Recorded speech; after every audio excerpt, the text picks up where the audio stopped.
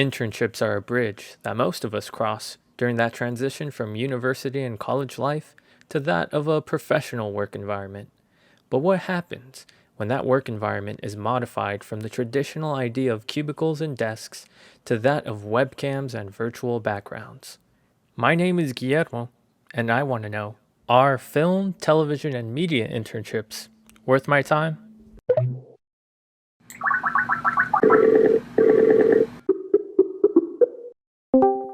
My name is Rainy Kalina. I am a freelance producer. My name is Emerson Van Wee. Hi, I'm Victoria Tabukshian. I'm a fourth year fashion design student at Woodbury University. My name is Caleb Hoback. I'm a junior film and television production major at California State University, Northridge. Hi, my name is Vana Babikan. I'm a senior communications major at CSUN. My name is Brennan Edwards. I am the founder and owner of Transit Pictures, as well as one of the founders and the president of Dope Synergy, aka Kev on Stage Studios. I did feel pressure from society to have an internship because it's actually a requirement from my college in order to graduate. My brother, when he was in college, he had done multiple internships and built up his resume quite a bit. So I felt pressure to follow in his footsteps. I was worried about taking internships because I know that that's a requirement for school, and so I've been kind of worried about that. Yeah, I know a lot of my peers definitely took internships so they felt like they didn't learn anything, were wasted their time, or that they were doing more like assistant work, and not really getting any hands-on experience. I mean, that I definitely heard that from a lot of other students.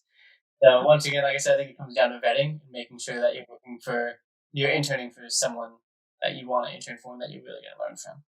I feel like more people now are wanting to get internships, and I feel like more colleges are also requiring them. I think that it is a different dynamic to be sure, but like with a production company, it's sort of, the experience you're getting into a little bit more. And so like you'll be able to have someone lead you and you'll be able to have someone work with you, at least to a certain extent. I think that working on an individual project, it's easier to get into if they need someone and they can just say, hey, I need someone, or you can see that they've, reached out because they need someone. And so you're able to work on that. But I think there's a lot more structure provided working on an internship than working on an individual set. When I was going to CSUN, I volunteered on all the different film sets there, worked on all the different college projects. But my first real professional experience, was working these internships and getting to see big budget films get made, big budget films get bought, distributed, all that. I think an internship 100% would have been way better. Interesting. Mainly because you kind of learn the things that like you mess up on instead of messing up on your own. And then because I've done shoots where like I went and didn't know what to do or like didn't know what to tell people. Mm-hmm. And then like the one real estate shoot on my website looks like trash because like I didn't know how to shoot a real estate video and it's all wobbly and gross. But like if I had worked at an internship, I would have learned like this is what you do, or like someone could have told me like this is how you talk to these people. And then like even then they might have other interns or whatever that you can connect with, and like I would still have someone to be like someone to ask questions to. I don't think that that's super wise. I think that the best course of action would maybe not an internship, but just trying to get a position in a lower level and just trying to find a way to work as a PA or an intern for a project. I think that's probably the best way to break into the industry or something like that. Just start kind of small and then build your way up. I would definitely say interns are missing out on the in-person side of it. You can't really network through Zoom. You can't really network digitally, So if you're interning for someone, typically you're interning for, someone that's a little low on the totem pole at the company. Usually they're in charge of you, right? So your only interaction's going to be with that person. You're never going to have a chance to interact with anyone else, any other heads of departments, with the CEO, with anyone. But when you're in person, you walk by them at lunch, you see them, you can talk to them, and you can make contact with them. And when I interned at Go Digital, I definitely took advantage of that. I met a lot of different people there, and since leaving there, I have contacted those folks who have gone on to other distribution companies. But if I was, interning via Zoom or via digitally, I would have only contacted the one person that hired me. So, it's a huge advantage by working there in person. Also, the huge advantage of working in person, in my opinion, is meeting the other interns, because all of you are coming up together. And I met quite a few other interns at both my internships, and we have continued working together since. So if I didn't go in person, I never would have met them. I never would have met people at the same caliber as me, the same place in their career as me. So definitely pays off being able to network with people. And having, even more important than the experiences, is having the contact list to be able to know who to call when it's like, hey, I want to have a jib come in here and put a Alexa Mini on it and be able to have it swing across this whole audience and do this. It's like, what insurances do you need to have for that? How do you even get an audience? All these type of things that you would never think about, and being able to do high quality content. There's a lot more that goes into it than you realize if you haven't done it before. So working with professionals, you learn how they do it, and also learn who's the best people to do it. I definitely think internships are a great way to network. You meet a lot of people through your company's clientele or through even your boss or your coworkers. A lot of the time, the internships are about getting free work and someone to help them for free, and so I think that they kind of temper that by saying, we'll teach you stuff, but like if they're having you do one thing repetitively and it's that one thing, or they're trying to branch you out, but they're not really coaching you on how to branch out. Mm-hmm. I think that's difficult. So I think it is a lot on the intern to learn, and especially with an online sort of setting for internships, I think that pushes the intern to be incredibly proactive and not just good at what they're being asked to do, but also, go above and beyond and like ask if there's anything they can do to help otherwise. But I think that it's not as good online, and I think that it's better when it's structured.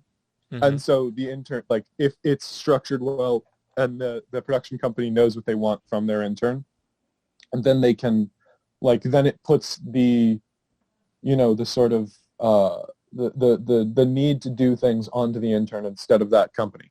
Interns are abused a lot. And a lot of people that shouldn't be getting interns do get interns just for the free labor side of it instead of actually teaching someone. Yeah, unpaid. Somebody says unpaid. The thing is, though, it's okay to do unpaid things. Uh-huh. But you have to make sure that it's very clearly defined exactly what you'll be doing and what benefit you're getting from it. Because a lot of people put up some unpaid shit so they can just have you take out their trash. That doesn't teach you anything. That doesn't give you any real benefit. So for me, I'm just like, look, if I'm giving you my time, which is literally the most valuable thing that I have on this planet, what are you giving me back? Normally the exchange means money. I value that with money. But if I'm not getting money, then okay. What do I get? Well, you get to work directly with the DP. Do I directly get to work with the DP? Because I want to be a DP. Can I ask the DP questions?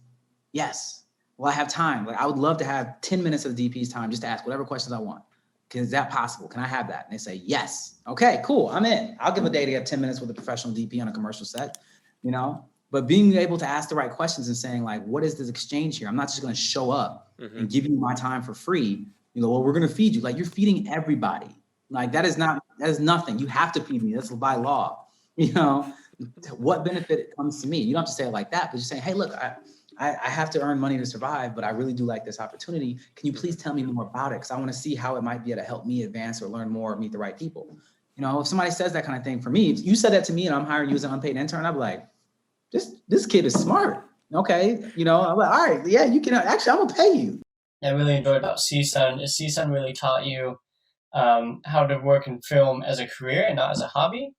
I think a lot of times when people call us asking us to do jobs, they're like, oh, we love doing this. You come out and do it for free. Come shoot this and edit this. And it's like, well, no, this is my job.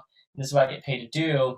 And CSUN did a really good job of teaching us all crew roles instead of just teaching us all how to be directors, because not all of us can be directors. Someone needs to be a PA. Someone needs to be art department. Someone needs to be sound. Someone needs to be even crafty. There's so many jobs to fulfill.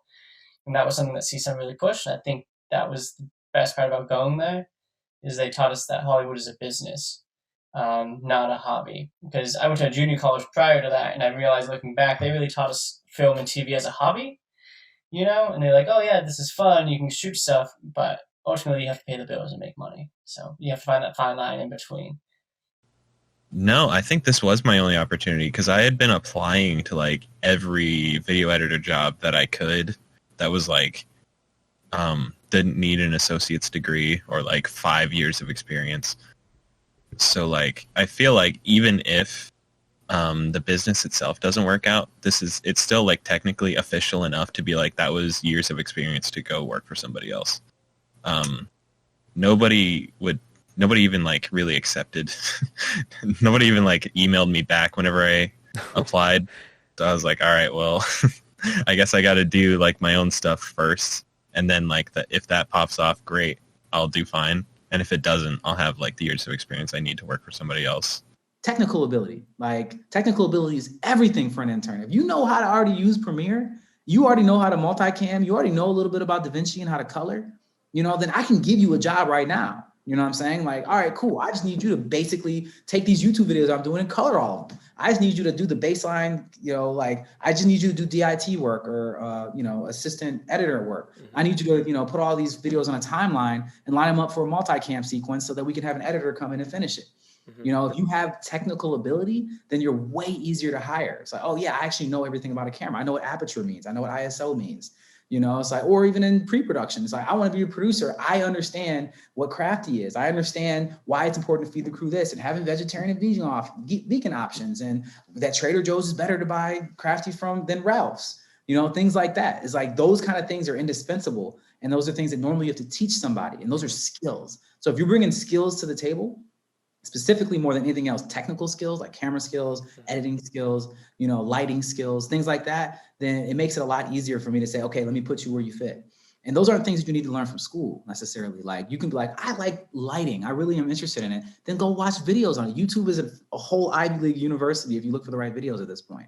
So you can be as educated as you choose to be. Don't sit around and wait for somebody else to tell you how to learn to do something. You should already know how to do it if you already think you know it. If you already know what you like, you should already know how to do it at this point. As a whole, my internship experience was good for a freshman student, but overall it was boring, as it was mostly, as I said, editing articles.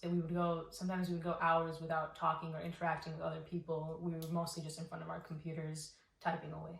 Is that if you make everybody else's life around you easier, if you bring something positive to the table, then they're going to continuously invite you to that table and you'll be eaten, I didn't want to work in a place where I would simply just be grabbing their coffee or just organizing their workspace. I wanted to actually do hands-on work. Both my internships, I feel like, were good internships in the sense that I was being taught. They understood what it was, right? I wasn't asked to, do actual work for them. I was asked to be an intern and review scripts and do that kind of thing. But a lot of interns are taken advantage of. So I see why school credit is required or payment is required. But I think it comes down to vetting, right? When you're out there looking for internships, you're really vetting and really making sure you're working with someone legit in a legit company, not some producer that just produces little projects on the side that needs an assistant, because ultimately you're doing assistant work at that point and you should be paid for that. So I think it comes down to vetting and finding a quality company to work for or to intern for. Like you can't do everything by yourself. So it's like, all right, well, let me get some friends in on this or some other hungry people that want to prove themselves. You start working in these collectives and you find out that those same people that you worked with on your own projects are the ones who can get you recommendations for other jobs in the future because they see how you work. Biggest resource was definitely classmates. Not being from LA, my biggest resource was classmates, because all my jobs, and still a lot of my jobs, have come from either classmates I had at CSUN or classmates put me in touch with someone else and their network got me jobs. I would say a huge chunk of my work is through my college peers. If you're from LA, then sure, it could be slightly different. But for someone like me that comes in, is completely cold and doesn't know anyone, you gain a huge network from going to college. And that network is going to keep you employed if you all stay in contact. I would consider another internship, an internship in my field, which would be communications, an internship that as I said before, involves more communication with other people and just more networking.